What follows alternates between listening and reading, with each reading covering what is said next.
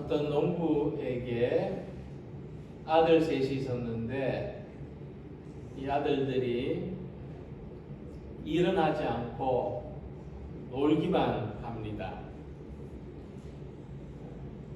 농부가 죽음을 앞두고 아들 셋을 모아놓고 말했습니다. 얘들아, 이 아비는 곧 죽을 것 같은데 우리 밭에 보물을 숨겨 놓았으니 내가 죽고 나면 잘 찾아서 사이좋게 나누어 쓰길 바란다. 이 말을 남기고 농부는 세상을 떠났습니다. 아버지 장례를 치른 후에 아들들은 저마다 삽과 괭이를 들고 밭으로 가서 여기저기를 파뒤집어 보았습니다. 온 밭을 다 뒤집어 봤는데도 그들은 아무것도 발견할 수가 없었습니다. 아들들은 실망했지만 이왕 밭을 갈아엎었으니 씨앗을 뿌리기로 했습니다. 그 후에 가을이 왔는데 밭은 황금색으로 변했습니다. 이들은 그제야 아버지가 숨겨놓았다고 말한 보물이 무엇인지를 알았습니다. 그리고 그때부터 매년 열심히 밭을 갈고 씨앗을 뿌려서 풍성하게 살았다고 합니다. 자, 이 세 아들은 아버지가 밭에 금덩이 같은 것을 숨겨 놓았을 걸로 기대했지만 진짜 보물은 그것이 아니라 이 밭을 갈고 열심히 일하는 것이라는 사실을 깨닫게 되었다는 교훈입니다. 천국은 마치 밭에 감추인 보화와 같으니 사람이 이를 발견한 후 숨겨두고 기뻐하며 돌아가서 자기의 소유를 다 팔아 그 밭을 사느니라. 자, 예수님께서 이 천국은 밭에 감추인 보화와 같다고 말씀하신 것도 우리 삶의 진짜 가치 있는 것은 잘 드러나 있지 않고 숨겨져 있기 때문입니다. 정말 그렇습니다. 정말 사람들이 귀하게 가치 있게 생각하는 것은 숨겨져 있습니다. 그것은 일상 속에 있습니다. 또 누구나 찾을 수가 있습니다. 하지만 숨겨져 있습니다. 그래서 사람들이 쉽게 발견하지 못하는 겁니다. 발견한 후에는 알죠. 이게 늘 우리 곁에 있었다는 것을 알고 늘 우리에게 기회가 있었다는 것을 압니다. 그런데 발견하기까지는 숨겨져 있는 것입니다. 하나님의 나라는 그런 모습으로 세상 속에 감추어져 있다 말씀합니다. 그래서 이 비유의 핵심은 이 밭에 감추인 보화를 발견한 사람이 자기 소유를 다 팔아서 그 밭을 샀다는 이야기입니다. 잘 들어보십시오. 밭에 감추인 보화를 발견한 사람이 보화를 산 게 아닙니다. 보화가 묻힌 밭을 샀습니다. 밭을 사면 보화도 같이 따라옵니다.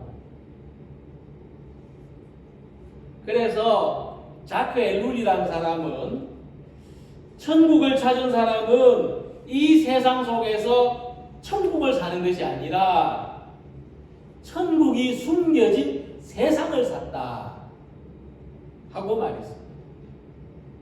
자, 천국이 숨겨진 세상을 산다는 게 무슨 말일까요?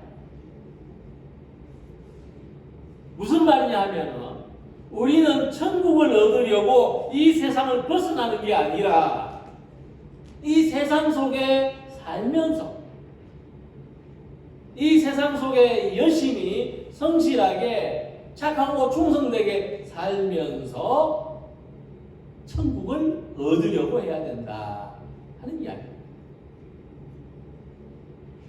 타계적인 신앙이 아니라 현실적인 신앙을 이야기하는 겁니다. 이 보화는 은행에 맡겨진 게 아니었습니다. 궁궐의 깊숙한 창고에 보관된 것도 아니었습니다. 오히려 이런 곳에 보물이 있을 리가 없다고 생각하는 밭에 감추어져 있었습니다. 이런 데 있을 리가 없다고 생각하는데 그 보물이 있었습니다. 이 밭은 우리가 일하고 우리가 살아가는 일상의 삶을 말합니다. 내 삶에 천국이 있을 수가 없다고 생각하지만 우리 일상에 천국이 감추어져 있다. 그래서 우리의 평범한 삶 속에 하나님의 나라가 숨겨져 있다는 것을 발견하고 이 숨겨진 보화를 찾는 기쁨을 누리는 모든 성도들이 되시기를 소망합니다. 오래전에 저희 집 아이들과 함께 친척을 만나려고 비행기를 탔습니다. 비행기를 타고 가는 도중에 창밖을 한참 살펴보던 아들이 갑자기 이런 말을 했습니다. 아빠, 천국은 어디에 있어? 아마도 이 아이는 구름 위로 올라가면 천국이 보일 거라고 기대했던 것 같습니다. 이같이 많은 그리스도인들은 하나님의 나라가 하늘 높은 곳에 있는 것으로 생각하거나 아니면 죽어야만 갈 수 있는 다른 세상으로만 생각하기가 쉽습니다. 그러나 예수님은 이 비유를 통해서 하나님의 나라는 우리가 살고 있는 세상 속에 있다. 그리고 성경을 보면은 하나님의 나라는 우리가 살고 있는 이 세상 속에 임한다고 되어 있습니다. 그래서 예수님은 우리가 사는 동안 하나님의 나라를 어떻게 경험할 수 있는지를 가르쳐 주십니다. 농부가 밭을 갈다가 보화를 발견하는 것처럼 우리들도 일을 하다가 일상을 살다가 또는 어제처럼 김장을 하다가 천국을 경험하게 된다 하는 겁니다. 자, 예수님의 비유에 등장하는 농부는 자기 밭에서 일한 사람이 아니었습니다. 자기 밭이 아닙니다. 그는 다른 사람이 소유한 밭에서 일했습니다. 그 당시 팔레스타인에서 남의 밭에서 일하는 사람을 이제 소장농이거나 품꾼이었습니다. 소장농은 1년치 맡아서 일하고 이제 소득을 주인하고 나누는 사람이고, 품꾼은 그날 하루 가서 일하고 부상을 받는 사람입니다. 이 품꾼은 사회적인 신분이 굉장히 낮았습니다. 물건을 만들거나 뭐 다른 생산 활동을 할 수 있는 기술이 없습니다. 그래서 진짜 노동력만, 몸뚱이만 가지고 일하는 가난한 사람이었습니다. 그는 고달팠습니다. 삶이 고달픕니다. 그래서 남의 밭을 일구다가 큰 돌덩이를 만나면 어떤 마음이겠습니까? 짜증나죠. 귀찮아요. 자기 밭이면 또 달라요, 마음이. 남의 밭이거든요. 일하다가 큰 돌덩이를 만났는데 이 돌덩이를 빼내야 되는데 자기 처지를 원망하거나 또 불평할지도 모릅니다. 이렇게 우리가 살아가면서 만나는 이 고통과 아픔과 이 좌절이 이런 돌덩이같이, 걸림돌같이 보입니다. 그런데 다르게 보면 그것은 하나님이 숨겨놓으신 보화와 같을 수도 있다는 겁니다. 그래서 우리가 자기의 거친 운명과 고달픈 일상 속에서도 하나님이 감추어 놓으신 값진 선물을 발견할 때 보배를 발견한 것이고, 천국을 발견한 것입니다.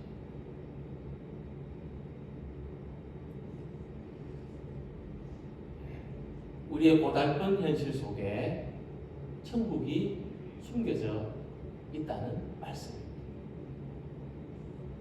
그래서 천국은 우리가 바라는 화려함 속에 있지 않고 오히려 삶의 고단함 속에 숨겨져 있다가 여기 있다 하고 빛을 나타내는 겁니다.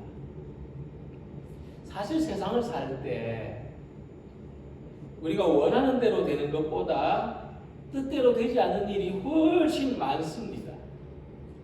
그때마다 우리는 실망하거나 절망하기가 쉽습니다. 그러나 하나님을 믿는 사람은 가시가 많고 돌이 많은 황무한 인생의 밭에서도 하나님의 보화를 찾아내는, 발견하는 사람입니다. 그래서 우리가 괴롭고 고달프다고 해서 이 세상의 삶을 외면하고 하늘 위에 있는 천국만 추구할 것이 아니라 오히려 고달픈 세상 속에서, 괴로운 현실 속에서 하나님이 주시는 위로와 소망을 찾아내는 사람들이 되시기를 바랍니다. 그래서 이 본문의 농부가 이 밭에서 보화를 발견했다는 이 말씀에 굉장한 의미가 있습니다. 자, 우리는 이 가정에서, 일터에서, 교회에서 자기 나름대로 밭을 갈면서 살고 있습니다. 그런데 언제부터인지 모르게 이 밭을 가는 일이 힘들고 지치며 무기력해지는 경험을 하고 있습니다. 그러다가 오늘 본문의 말씀을 통해서 다시 생각되는 것이 있는데, 우리가 사는 게 힘들고 신앙생활이 지치고 또 하는 일의 성과가 잘 나지 않는다고 이 밭을 버리고 포기하는 것은 천국을 버리고 천국을 포기하는 것과 같습니다. 이 밭에는 천국이 숨겨져 있기 때문입니다. 그래서 비록 이 밭이 자기 땅이 아니라고 할지라도 일꾼이 힘을 다해서 성실히 땅을 개간할 때 보물이 발견되는 겁니다. 그래서 오늘 삶에 지친 성도들이 계시다면 이 말씀에서 새롭게 힘을 얻고 희망을 가지시고 천국의 기쁨이 있으시기를 소망합니다. 우리가 일하는 밭에서 빛이 되시고 소금이 되어서 살아가는 동안 하나님 나라의 보물이 여기에 있었구나 하고 발견하는 기쁨을 누리시기를 소망합니다. 오늘 비유에서 놀라운 전환점은 이 밭에서 일하는 농부가 그곳에 숨겨져 있던 보화를 발견했을 때 지금까지와는 비교할 수 없는 기쁨이 있었다는 겁니다. 보화를 발견하는 순간 그의 삶이 완전히 바뀌어버렸습니다. 이 사람이 이를 발견한 후 숨겨두고 기뻐하며 돌아가서 라고 했습니다. 이 농부는 우연히, 정말 우연히 기대 이상의 대가를 얻게 됐습니다. 정말 우리말로 하자면 그냥 주머니에 동전 남아서 복권 한 장 샀는데 1등이 돼버린 거예요. 그러니까 아무것도 기대하지 않던 밭에서 값진 보화를 발견했으니까 얼마나 기쁘겠습니까? 이 당시 농부들은 남의 집에 가서 일을 해주면 품삯으로 한 데나리온을 받았습니다. 지금으로 말하면 최저임금도 안 됩니다. 근데 복음서에 보면은요, 그나마도 일자리가 없어가지고 일하러 갔다가 그냥 헛걸음하는 사람들도 많았습니다. 근데 이 농부는 남의 밭에서 일을 하다가 보배를 발견했으니까 엄청난 행운을 얻은 거죠. 모든 사람들이 부러워할 만한 행운을 잡은 겁니다. 우리들도 이와 같은 삶을 기대합니다. 우리도 좀 이렇게 살면 좋겠다는 생각을 합니다. 나한테도 이런 행운이, 이런 좋은 일이, 이런 놀라운 일이 일어나면 좋겠다는 기대를 가지고. 그런데 정말 우리가 무엇을 하면 이 농부처럼 기쁠 수 있을까요? 정말 우리가 어떤 일을 하면 이 농부처럼 큰 보상 받을 수가 있을까요? 지금부터 5년 전에 국내 한 회사가 깜짝 발표를 했습니다. 러일 전쟁 때 침몰한 러시아의 군함 돈스코이호를 울릉도 앞바다에서 찾았다. 그랬습니다. 과연 이 발표가 사실인가 하는데 많은 관심이 몰렸습니다. 왜냐하면 이 군함에는 150조 원 상당의 금괴가 실려 있다는 소문이 있었습니다. 25년 전에는요, 이야기하면 다 아는 우리나라의 그 대표적인 건설회사에 리비아에 가서도 큰 공사를 한 그 건설회사가 이 침몰한 군함을 찾았다고 발표를 했어요. 그래가지고 이 회사 주가가 10배나 올랐습니다. 10배나 올랐는데 결국 부도를 내고 말았습니다.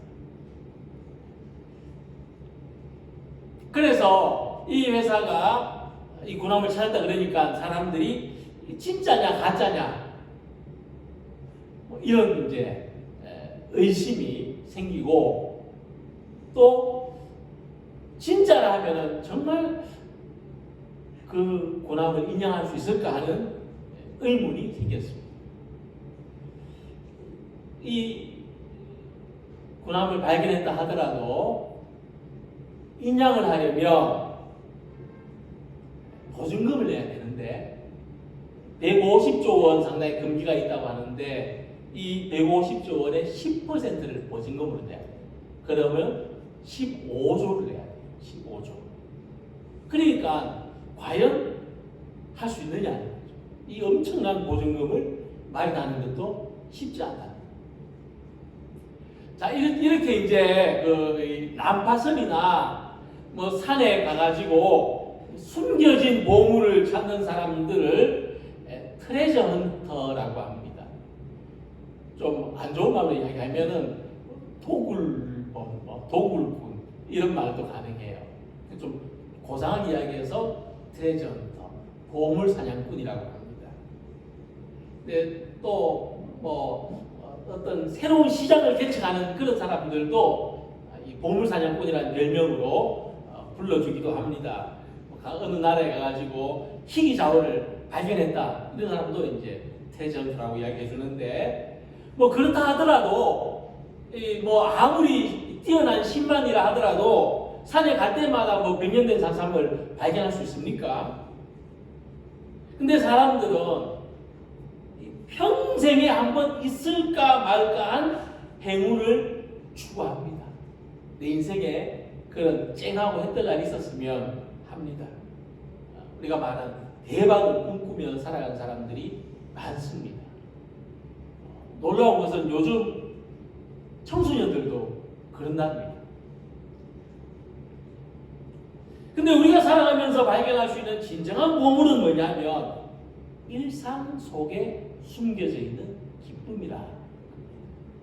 그런 대박이 아니라 나의 하루하루 속에 숨겨져 있는 기쁨이다. 그러니까 농부가 밭에 일하러 갈 때 뭐 보물이 있는 것을 알고 간 게 아닙니다.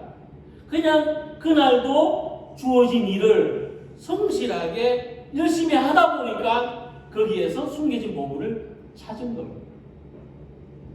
이와 같이 우리가 오늘 하루를 기쁘게 감사하게 살아가는 것이 우리가 일상에서 천국을 경험할 수 있는 좋은 방법이라 하는 겁니다.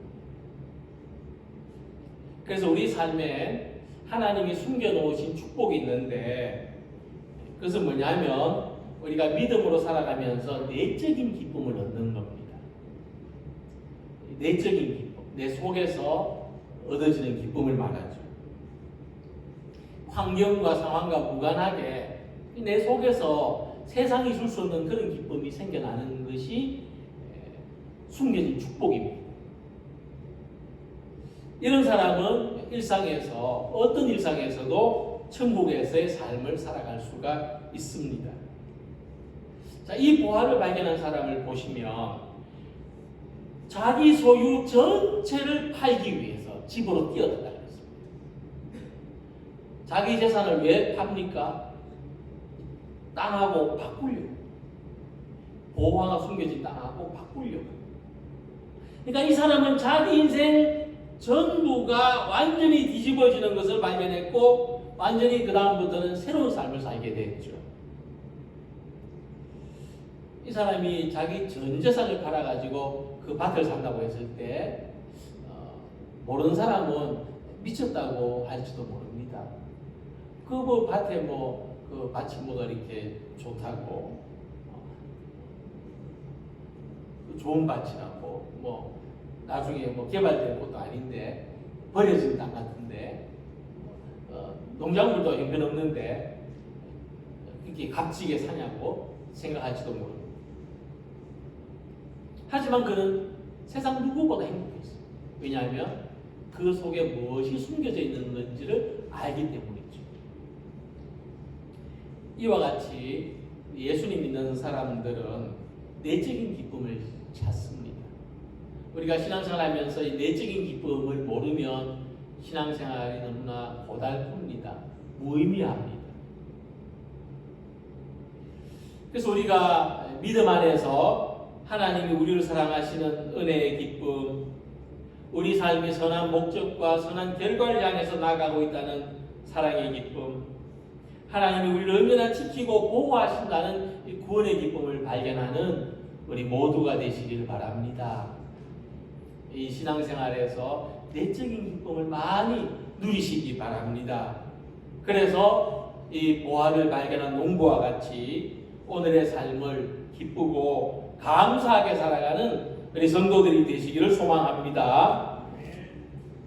자,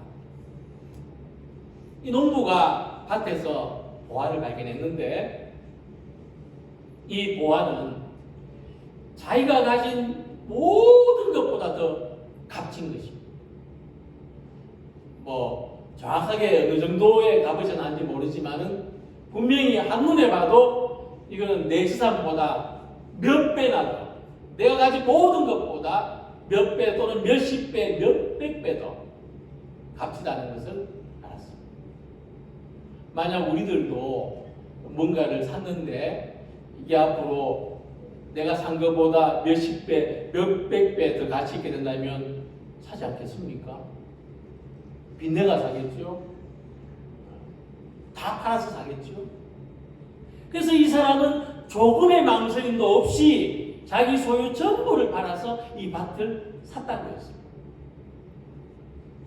이처럼 우리는 밭에 숨겨진 보화를 발견한 사람들인데, 이 보화가 뭐냐? 예수 그리스도. 그분으로 말미암아 이루어지는 하나님의 나라입니다. 어떤 사람한테는 이것이 시시할 수 있지만 우리들에게는 이것은 내 모든 것과 바꾸어도 아깝지 않은 보화입니다. 사실 우리는 예수님 믿기 전이나 믿은 후나 같은 일상을 살고 있습니다. 가정도, 직업도, 삶의 환경도 그대로일 수 있습니다. 예수님 믿어서 갑자기 핑하고 천국에 올라가가지고 전혀 새로운 세계를 살게 되는 것은 아니지만은, 그러나 우리가 느끼는 변화가 있습니다. 예수님 믿고 얻는 기쁨과 감사와 평화가 있습니다. 또 물론 구체적으로 내 삶의 은혜와 기적을 체험한 경험들도 있을 것입니다. 이것은 이전에 내게 없던 거였습니다. 그리고 이전에 내가 의지하고 살았던 어떤 것보다 더 귀하고 값진 보배입니다. 그래서 만일 우리가 이 보배를 잃어버린다면 우리는 복음을, 하나님의 나라를, 예수 그리스도의 귀한 가치를 부인하는 것과 다르지 않습니다. 보배를 잃어버린 삶은 신앙의 가치를 부인하는 삶과 같습니다. 또한 우리가 신앙생활을 삶의 전부로 생각하지 않고 여가 활동하는 것처럼 아주 부부적인 것처럼 여긴다면 우리는 이 보배 역시 우리 삶에는 크게 가치 있는 것이 되지 못합니다. 그래서 우리는 이 숨겨진 보배를 발견한 농부가 자기 모든 것을 팔아서 그 밭을 샀다는 말씀에 주목해야 됩니다. 이 말씀은 무슨 뜻이냐 하면 하나님의 나라는 세상의 어떤 것과도 비교할 수 없을 만큼 가치 있고 그 보물을 발견한 사람은 복되다는 것을 가르쳐 줍니다. 그래서 우리가 세상에 전해야 될 것은 복음이고 또 우리가 이 복음을 전하는 것은 축복을 전하는 것입니다. 우리는 하나님과 예수님께서 우리를 얼마나 사랑하시는지 만나는 사람들에게 이야기해야 됩니다. 그리고 우리의 삶으로 그것을 증명할 수 있어야 됩니다. 말로만 하는 것이 아니라 정말 내가 그 사랑을 받았고 그렇게 살고 있다는 것을 우리의 삶으로 드러내며 살아가기를 소망합니다. 또 그것을 우리의 신앙생활을 통해서 꾸준히 확인할 수 있기를 바랍니다. 정확하게 계산한다면 농부가 가진 전 재산을 팔아도 그 밭을 사기에는 모자랍니다. 만약 이 밭의 주인이 말이죠, 자기 땅에 보화가 숨겨져 있다는 것을 알았다면 땅값만 받겠습니까? 아니죠. 보화값도 거기다 더해가지고 받았겠죠. 또는 보화는 자기가 가져가고 땅만 받았겠죠. 그래서 농부가 그 밭을 위해서, 그 밭을 얻기 위해서 자기 모든 걸 팔았다 그랬는데 그건 사실 턱없이 모자라는 거예요. 그런데 그럼에도 불구하고 그는 그 밭을 살 수가 있었어요. 이같이 우리의 공로나 자격이 충분하지 않음에도 불구하고 하나님께서는 하나님 나라의 비밀을 알게 해주셨고 그 은혜로서 우리들에게 천국 백성이 되게 해 주신 겁니다. 이 비유를 실제 이야기로 변형하면은 이 농부는 남을 속인 사람이 되지만 성경 이야기하려는 건 그런 뜻이 아니에요. 우리도 남을 속여가지고 부당한 이익을 취하라는 그런 이야기가 아니에요. 우리 세상이 알지 못하는, 다 같이 살고 있으면서도 다른 사람이 알지 못하는 기쁨을 알아라. 다른 사람이 누리지 못한 행복을 누려라. 다른 사람이 가지지 못한 축복을 가져라. 그렇게 말씀하고 있는 거죠. 그것은 우리의 대가에 의한 것이 아닙니다. 우리의 노력에 의한 것이 아닙니다. 하나님의 은혜죠. 하나님께서 은혜로 우리에게 주시는 겁니다. 그래서 우리는 이 본문의 농부에게서 소중한 한 가지를 위하여 다른 것을 포기하는 모습을 발견합니다. 그리고 바로 이런 모습이 하나님 나라를 소유할 수 있는 사람의 자세라는 것을 깨닫습니다. 그러므로 우리가 무심코 지나왔던 예수 그리스도 안에 감추어져 있는 큰 기쁨을 발견하고 그 하나님 나라의 행복을 내 것으로 삼는 우리 성도들이 되시기를 원합니다. 하나님의 나라는 너무나 귀하여서 어떤 것에도 희생할 가치가 있고 그리고 그것은 희생하는 것이 아니라 당연한 것입니다. 우리는 숨겨진 복의 가치를 알기 때문이죠. 그래서 우리의 모든 것과 하나님의 나라를 복음과 예수 그리스도와 은혜와 바꿀 수 있는 성도들이 되시길 바랍니다. 우리의 시간, 우리의 노력을, 우리의 마음을, 우리의 존재를 이 보배들과 바꾸어 살아가시기를 바랍니다. 그래서 우리 일상 속에서 하나님의 나라를 누리고 평범한 삶 속에서 충만한 기쁨과 감사가 있고 은혜와 평안으로 살아가는 우리 모두가 되시기를 주님의 이름으로 기원합니다. 기도드리겠습니다.